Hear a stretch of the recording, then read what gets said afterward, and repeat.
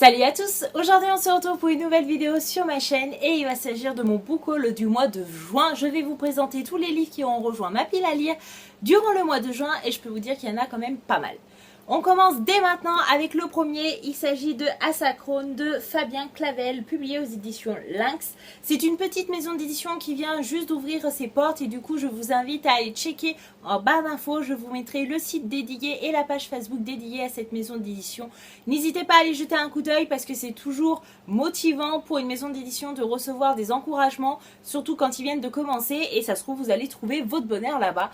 Ici il s'agit d'une histoire d'une jeune adolescente qui va être victime d'un attentat, elle va se réveiller à l'hôpital et elle va devoir essayer de mener un petit peu l'enquête pour savoir qui est coupable de cet attentat et qui a fait des centaines de morts. Donc si vous êtes intéressé pour mener l'enquête avec cette jeune adolescente, vous pouvez foncer.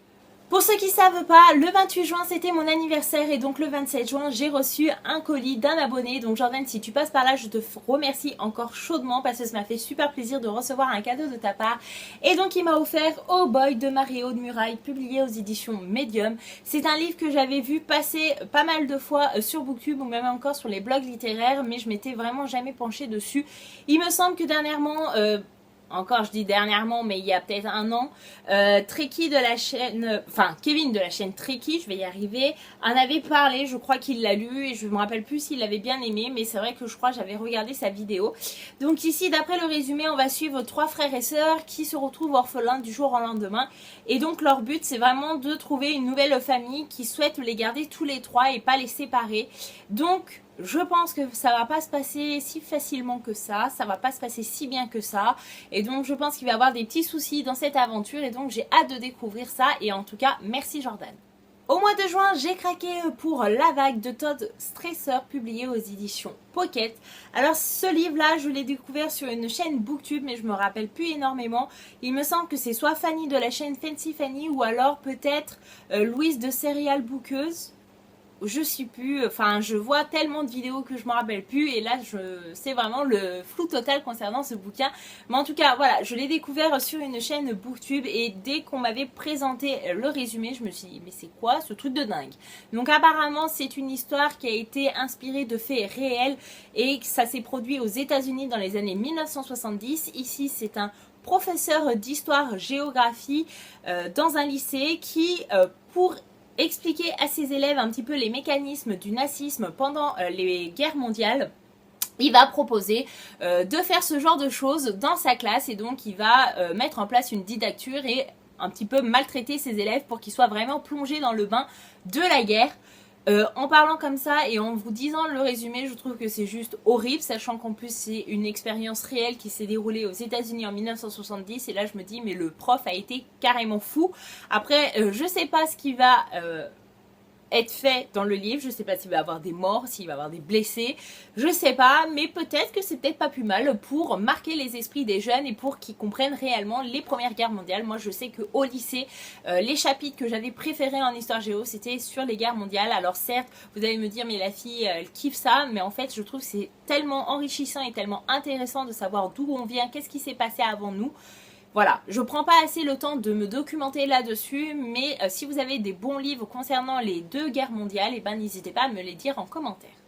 Pour ceux qui ont vu mes dernières vidéos, vous avez pu voir que j'ai gagné un abonnement de 3 mois à la box littéraire qui s'appelle La Cube. Et donc pendant 3 mois, je vais déballer face caméra à chaque fois cette box pour vous faire découvrir ce qu'il y a dedans à chaque fois. Et du coup, il faut savoir que chaque mois, il y aura un livre dedans. Donc généralement, c'est moi qui l'ai choisi. Enfin, du moins, on me le propose et soit je dis soit oui, soit non en fonction de mes goûts. Et du coup, au mois de juin, j'ai reçu Je m'appelle Lumiki, le tome 1, rouge comme le sang de Sala Sumika, publié aux éditions, très bonne question, Hachette. Donc ici on va suivre une jeune adolescente de 17 ans qui s'appelle Lumiki, qui vit seule dans son studio à je sais pas où. Très bonne question. Et du coup un jour elle se rend du coup au lycée et elle va trouver un petit peu étrange puisqu'il y a des billets de 500 € qui traînent un petit peu de partout par terre. Donc elle sait pas ce qui arrive et elle trouve qu'il y a une odeur assez spéciale et elle va vite découvrir que c'est l'odeur du sang. Donc elle veut pas d'ennui, donc elle va prendre la fuite, elle va pas toucher au billet, mais apparemment ce petit truc va la rattraper et je sais pas si on va la considérer comme suspect, si on va la considérer comme témoin. Voilà, donc j'espère me plonger dedans très prochainement. Donc il s'agit d'un tome 1, donc il y a forcément un tome 2, mais je sais pas s'il y en a plus ou pas. Donc si vous avez déjà lu cette saga, n'hésitez pas à me dire. Au mois de juin, j'ai pu également recevoir des livres qui font partie de la rentrée littéraire, donc pour fin août, voire septembre. Et donc j'ai décidé de recevoir et de lire Les Complicités involontaires de Nathalie Bauer, publié aux éditions Philippe Ray. C'est un résumé qui m'intrigue assez, c'est-à-dire qu'ici on va suivre une femme qui s'appelle Corinne, qui est psychiatre et qui un jour voit débarquer dans son cabinet une ancienne amie qui s'appelle Zoé. Apparemment, d'après ce que j'ai compris, quand on est psychiatre et qu'on connaît personnellement la personne, on ne peut pas vraiment s'occuper de cette patiente-là. Et donc, au moment où Corinne va demander à Zoé d'aller voir un autre psychiatre, au final, cette patiente va lui avouer qu'elle a oublié toute sa jeunesse. Elle a eu une amnésie complète concernant ses souvenirs d'enfance et de jeunesse. Et du coup, Corinne, elle est assez intriguée. Elle a envie,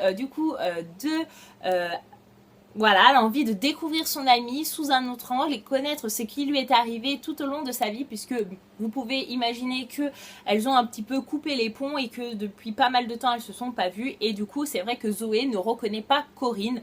Donc du coup Corinne va passer outre la commande supérieure, c'est-à-dire qu'elle va accepter de prendre Zoé comme patiente, et j'ai vraiment envie de savoir ce que Zoé va avouer et va confier à Corinne. Risque zéro de Pet Ottman, publié aux éditions Milan, a rejoint ma pile à lire durant le mois de juin, et autant vous dire et autant être franche avec vous, c'est un livre qui était sur ma wishlist, sur ma liste d'envie depuis énormément de temps, voire 2 à 3 ans je crois, dès sa sortie en fait, et je sais d'avance que je vais aimer puisque le résumé me parle énormément et vous allez voir que forcément c'est mon style de lecture, donc je vais aimer. Ici, il s'agit d'une société toute contrôlée où le risque zéro, enfin le danger n'existe pas. En gros, ici, tout est contrôlé et on peut pas risquer grand chose. C'est-à-dire que les sports trop dangereux sont interdits, telle ou telle activité trop dangereuse est interdite.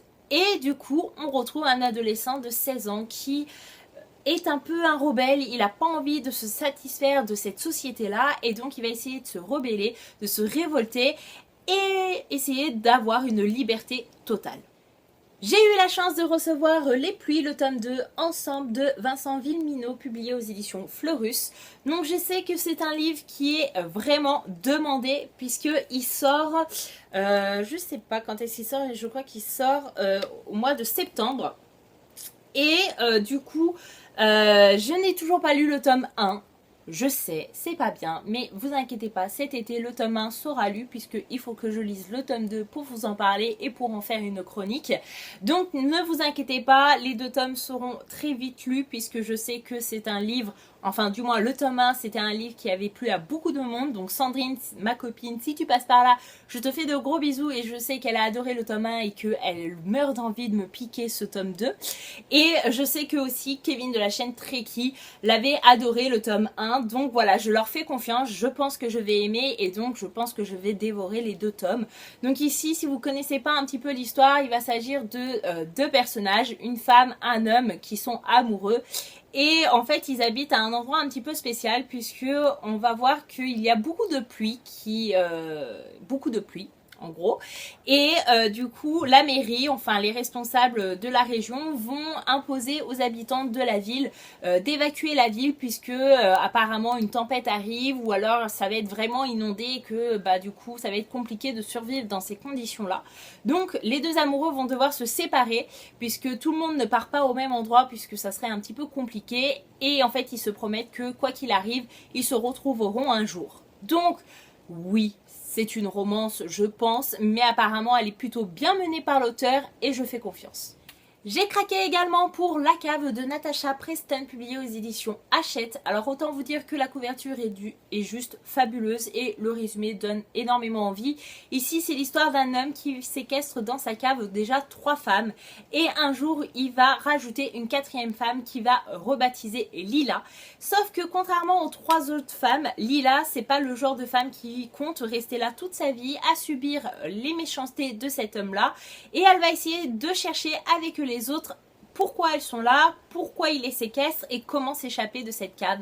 Le résumé est très bref et je pense que c'est pas plus mal, ça nous laisse complètement dans le flou concernant cette histoire et franchement j'ai vraiment hâte de le lire celui-là et j'espère que je serai étonnée par l'auteur. J'ai eu la chance durant le mois de mai de recevoir 50 jours avant mon suicide de Tess Kramer publié aux éditions Masha Publishing. Je tiens à remercier la maison d'édition de m'avoir fait confiance et de m'avoir envoyé ce livre. En tout cas, j'étais super contente de le recevoir parce qu'il était sur ma liste d'envie. Et franchement, c'est un sacré pavé de 550-600 pages, je crois. Ouais, 600 pages. Donc voilà, si vous avez envie d'un gros pavé pour cet été, n'hésitez pas à vous jeter là-dessus. Comme vous pouvez imaginer, il s'agit d'une histoire de suicide et du coup, ici, on va suivre une jeune adolescente qui tient un journal intime et qui va du coup raconter ses 50 derniers jours avant de se suicider. Donc comme vous pouvez imaginer, c'est pas un roman très gai, très joyeux, mais j'aime bien lire ce genre de roman de temps en temps et j'ai hâte de découvrir ce que l'auteur nous réserve, sachant que l'auteur c'est quand même une jeune adolescente qui a écrit ce bouquin et qui s'est inspirée de sa propre existence. Donc on verra bien. Little Girl Gone de Alexandra Burr, publié aux éditions de Noël, a également rejoint ma pile à lire durant le mois de juin et je suis super contente. Il s'agit d'un thriller suspense. Et ici, donc, on va suivre l'histoire d'une femme qui a un bébé de 7 mois et comme tous les matins, après s'être réveillée, elle va apporter le biberon à son enfant. Sauf que ce matin-là, bizarre, le berceau est vide, son enfant a disparu. Autant vous dire qu'on va mener l'enquête, on va chercher à savoir ce qui est arrivé à cet enfant. Je ne sais pas si on va le retrouver vivant, si on va le retrouver séquestré, si on va le retrouver mort. Et donc j'espère le lire très prochainement parce que j'ai envie de savoir ce qu'il en est. Et voilà, un thriller. J'adore. J'ai craqué également pour Underground de S.L. Gray, publié aux éditions 12-21. Alors autant vous dire que là c'est la couverture et le résumé qui m'a donné envie. Ici on va suivre l'histoire d'une société qui est victime d'un virus total et du coup pas mal de personnes meurent au fur et à mesure du temps et un groupe d'individus s'est déjà préparé à ce genre de problème et du coup ils se dirigent tous vers le sanctuaire qui est un luxueux bunker on va dire et du coup ils vont tous vivre ensemble là-dedans sauf qu'ils se connaissent pas spécialement. Et du coup ils sont tous différents, donc ils ont tous des secrets, et il va se passer des choses à l'intérieur puisque on va mettre en avant la survie, voilà. Hein. Imaginez-vous, tout le monde s'écroule autour de vous, vous trouvez un endroit où vous allez pouvoir vivre avec pas mal de gens mais que vous ne connaissez pas et qui sont tous différents de vous. Et vous savez que vous n'avez pas le droit de sortir de là, sinon vous allez mourir. Donc c'est assez paniquant comme histoire, c'est assez stressant et j'ai envie de savoir ce qui va réellement se passer. Et d'après le résumé, je crois qu'il n'y a qu'une seule personne qui peut ouvrir cette porte de l'extérieur. Mais malheureusement, je crois que cette personne-là, on la retrouve morte à l'intérieur. Donc je pense que ces personnes-là vont rester à vie, bloquées dans ce genre de truc. Et comment ils vont réagir, eh ben, je pense qu'il va falloir qu'on lise. L'avant-dernier livre que je vais vous présenter, c'est un roman qui me tente énormément et je pense qu'il va pas faire l'enfeu dans ma pile à lire, croyez-moi. Il s'agit de Mountain Story de Laurie Lansens, publié aux éditions de Noël. Alors déjà, admirez cette couverture. Alors pour ceux qui adorent l'automne, l'hiver, avec la forêt, la fumée, le brouillard, etc., je pense que vous êtes servis. De quoi parle cette histoire? Je vais juste vous lire la première phrase du résumé. 5 jours, 4 randonneurs, 3 survivants. Donc moi j'ai envie de savoir qu'est-ce qui se passe dans cette forêt, pourquoi ils partent à 4 et ils reviennent qu'à 3. Voilà. J'ai pas besoin d'en savoir plus. Franchement, je suis dans une période où j'ai envie de thriller, j'ai envie d'avoir des lectures qui me marquent et je pense que là ça va être le cas. Et donc pour finir ce book haul, je finis avec un bouquin qui s'appelle Invisible Amy, carnet d'une loseuse qui ne compte pas le rester, de Terry Libenson, publié aux éditions Pocket Jeunesse. Donc il faut savoir que ce roman sort en librairie seulement le 5 octobre 2017 et autant vous dire que je l'ai reçu assez en avance pour pouvoir le lire et donc écrire une chronique et pourquoi pas vous en faire une vidéo et pourquoi pas du coup vous encourager à acheter ce bouquin et à le découvrir s'il me plaît. Donc ici, de quoi ça parle? Je vais lire le résumé. C'est l'histoire de 2 filles que tout sépare, Amy, timide, solitaire et passionnée de dessin, Cathy, extravertie, populaire et sportive, jusqu'à ce que leur destin se croise le jour où un petit mot compromettant écrit en classe tombe entre de mauvaises mains.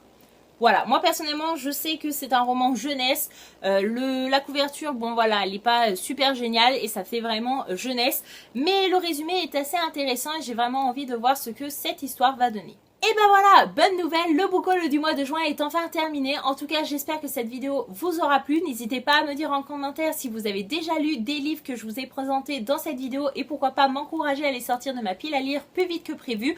Vous savez que j'adore échanger avec vous par commentaire, donc n'hésitez pas, ça me fait toujours plaisir de recevoir un commentaire de votre part.